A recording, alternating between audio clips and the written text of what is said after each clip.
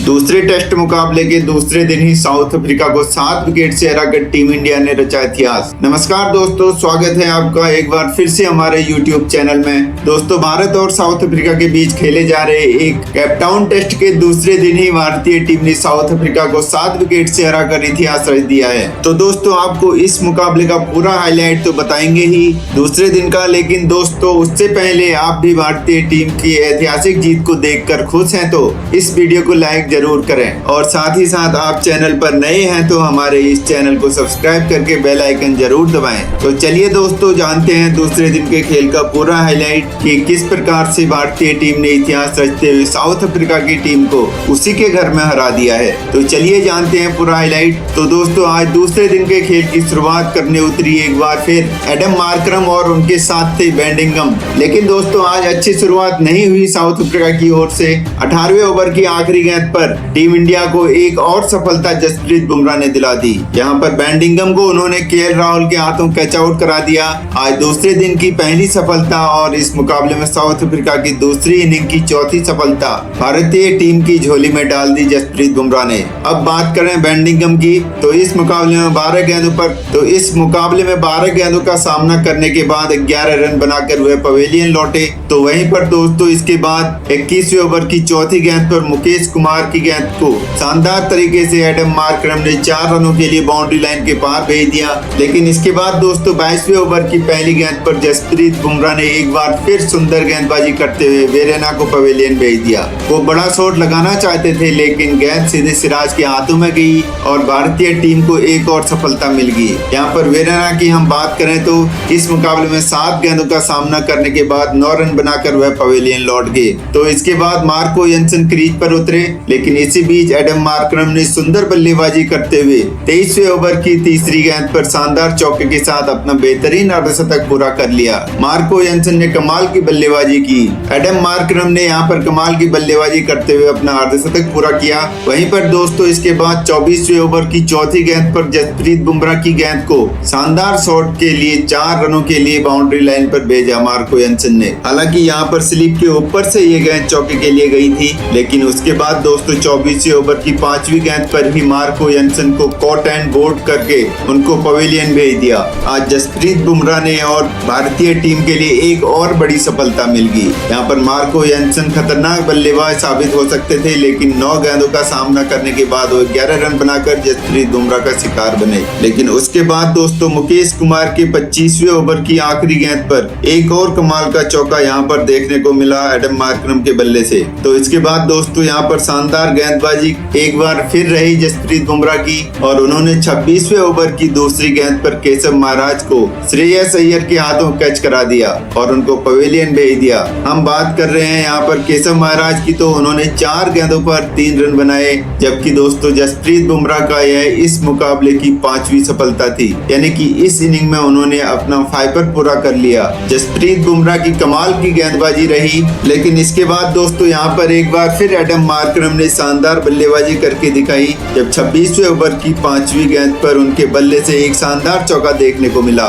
इसके बाद दोस्तों शानदार बल्लेबाजी उन्होंने आगे भी जारी रखी और 27वें ओवर डालने आए मोहम्मद सिराज की दूसरी गेंद पर भी उन्होंने मिड ऑन की तरफ एक शानदार शॉट खेला और गेंद को 4 रनों के लिए बाउंड्री लाइन के पार भेज दिया। जबकि ओवर की तीसरी गेंद पर भी एक शानदार कट शॉट के जरिए उन्होंने शानदार चौका जड़ा और टीम के लिए एक और शानदार चौका जड़ दिया। लेकिन उसके बाद एडम मार्करम को एक जीवन दान मिला और इसका पूरा फायदा उन्होंने 29वें ओवर में उठाया। 29वें ओवर की दूसरी गेंद पर प्रसिद्ध कृष्णा की गेंद पर एक कमाल का चौका उनके बल्ले से अंडर एज के जरिए मिला। लेकिन उसके बाद दोस्तों इसी ओवर की तीसरी गेंद पर एक कमाल का शॉट और उनके बल्ले से देखने को मिला, जब प्रसिद्ध कृष्णा की एक गेंद को कमाल का शॉट खेलते हुए उन्होंने सीधे 6 रनों के लिए बाउंड्री लाइन के पार पहुंचा दिया और कमाल का छक्का जड़ा। जबकि दोस्तों ओवर की 5वीं गेंद पर भी लॉन्ग ऑन के ऊपर से एक और कमाल का एक छक्का एडम मार्करम के बल्ले से देखने को मिला। जबकि ओवर की आखिरी गेंद पर भी उनके बल्ले से एक और शानदार चौका देखने को मिला और प्रसिद्ध कृष्णा के इस ओवर में 20 रन बटोर लिए और टीम की लीड को काफी सुंदर तरीके से 50 रनों के पार पहुंचा दिया। इसके बाद दोस्तों दोनों बल्लेबाजों के बीच सुंदर साझेदारी चल रही थी। इसी बीच एक और कमाल का चौका यहाँ पर देखने को मिला एडम मार्करम के बल्ले से, जब उन्होंने जसप्रीत बुमराह की गेंद को चौका लगाया। लेकिन लेकिन इसके अगली ही गेंद पर एक और शानदार चौका लगा। उन्होंने दमदार बल्लेबाजी करते हुए अपने टेस्ट कैरियर का 7वां शतक पूरा कर लिया और इस मुकाबले में और एक कठिन पिच पर यह कमाल की बल्लेबाजी करते हुए एक अद्भुत शतक ठोक दिया एडम मार्करम ने। एडम मार्करम ने शतक के लिए इन्होंने मात्र 99 गेंद का ही सामना किया और शतक के साथ साथ यहाँ पर दोनों बल्लेबाजों के बीच शानदार 50 रनों की पार्टनरशिप भी पूरी होगी। लेकिन एक बेहतरीन पार्टनरशिप का अंत इसके बाद दोस्तों मोहम्मद सिराज ने किया, जब 32वें ओवर की चौथी गेंद पर बड़ा शॉट लगाना चाहते थे मार्करम, लेकिन इस बार वे अपना कैच टीम इंडिया के कप्तान रोहित शर्मा को थमा बैठे और भारतीय टीम को सबसे बड़ी सफलता मिल गई एडम मार्करम के रूप में। मार्करम की हम बात करते हैं, यहाँ पर एडम मार्करम ने 103 गेंदों का सामना किया और तूफानी बल्लेबाजी करते हुए 17 चौके व 2 छक्कों की बदौलत एक बेहतरीन शतक लगाते हुए 106 रनों की शानदार पारी खेली। इसके बाद दोस्तों यहाँ पर कगिसो रबाड़ा भी ज्यादा देर नहीं टिक पाए और 33 ओवर की पहली गेंद पर वह भी रोहित शर्मा को अपना कैच थमा बैठे और प्रसिद्ध कृष्ण का शिकार बने। रबाड़ा ने 12 गेंदों पर 2 रनों की पारी खेली, तो वहीं पर इसके बाद आखिरी गेंद के तौर पर टीम इंडिया को जसप्रीत बुमराह ने लुंगी अंगड़ी को आउट करके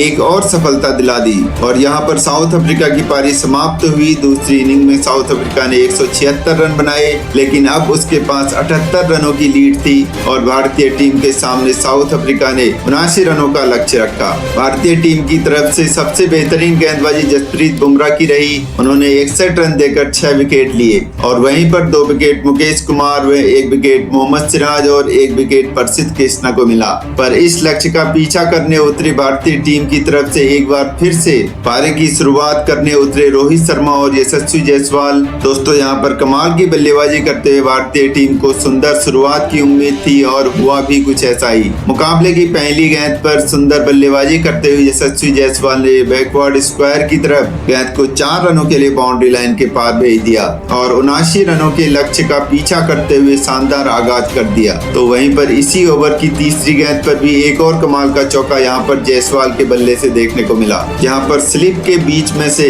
गेंद 4 रनों के लिए बाउंड्री लाइन के पार चली गई। तो इसके बाद दोस्तों दूसरे ओवर की चौथी गेंद पर नादरे बर्गर की गेंद पर शानदार कवर ड्राइव के जरिए 4 रनों के लिए एक बार फिर से बाउंड्री लाइन के पार भेज दिया जायसवाल ने और 3 चौके लगा दिए उन्होंने शुरुआती 10 गेंदों पर। तो इसके बाद तीसरे ओवर की चौथी गेंद पर भी एक और कमाल का चौका उन्होंने कगिसो रबाड़ा की गेंद पर लगा दिया। इसके बाद रोहित की बारी थी। रोहित काफी देर से शांत दिख रहे थे, लेकिन उन्होंने भी छठे ओवर की पहली गेंद पर नादरे बर्गर की गेंद को शानदार तरीके से बाउंड्री लाइन के पार पहुंचाकर एक और शानदार चौका लगा दिया।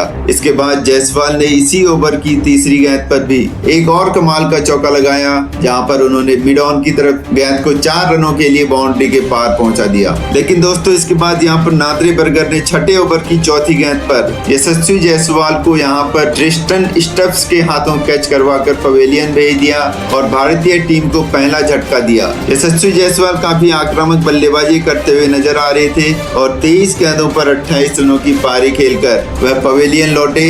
इसके बाद दोस्तों नए बल्लेबाज सुमन गिल उतरे, तो उन्होंने 8वें ओवर की चौथी गेंद पर एक और कमाल का चौका जड़ दिया, जहां पर गेंद को सामने की तरफ ड्राइव के जरिए उन्होंने 4 रनों के लिए बाउंड्री लाइन के पार भेजा। तो इसके बाद दोस्तों उन्होंने 9वें ओवर की दूसरी गेंद पर भी कगिसो रबाड़ा की गेंद को एक बार फिर से 4 रनों के लिए बाउंड्री लाइन के पार भेजा, लेकिन इसके अगली गेंद पर कगिसो रबाड़ा ने वापसी करते हुए सुमन गिल की पारी को समाप्त किया और उन्होंने बोल्ड करते हुए पवेलियन भेज दिया। उनके आउट होने के बाद क्रीज पर उतरे विराट कोहली। तो दोस्तों यहाँ पर सुमन गिल के स्कोर की हम बात कर लेते हैं। सुमन गिल ने इस मुकाबले में 11 गेंदों पर 10 रन बनाए, तो वहीं पर उसके बाद शानदार बल्लेबाजी की विराट कोहली ने और 10वें ओवर की तीसरी गेंद पर उनके बल्ले से एक कमाल का शॉट देखने को मिला, जहां पर फाइन लेग की तरफ उन्होंने गेंद को 4 रनों के लिए भेज दिया। तो इसके बाद 10वें ओवर की आखिरी गेंद पर रोहित ने भी कमाल की बल्लेबाजी करते हुए मिड ऑफ के ऊपर से गेंद को बाउंड्री लाइन के पार भेज करके एक और शानदार चौका जड़ दिया।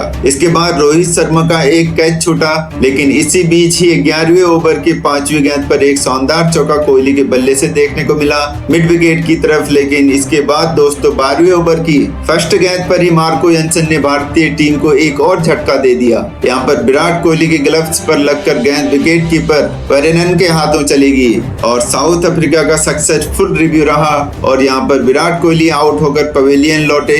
उन्होंने 11 गेंदों पर 12 12 रनों की पारी खेली, लेकिन इसके बाद दोस्तों 12वीं ओवर की आखिरी गेंद पर मार्को यानसन की गेंद पर एक बढ़िया सा चौका लगाकर इस मुकाबले को समाप्त किया श्रेयस अय्यर ने, और भारतीय टीम ने इतिहास रचते हुए केप टाउन में पहली जीत दर्ज कर ली और साथ ही सीरीज को भी एक बार फिर से बराबर कर दिया। तो दोस्तों, भारतीय टीम के इस दूसरे टेस्ट के शानदार परफॉर्मेंस के बारे में आपकी क्या राय है, हमें कमेंट बॉक्स में जरूर बताइएगा और इस वीडियो को ज्यादा से ज्यादा शेयर करें। अगर आपने अभी तक हमारे चैनल को सब्सक्राइब नहीं किया है तो प्लीज सब्सक्राइब कर लीजिएगा। धन्यवाद।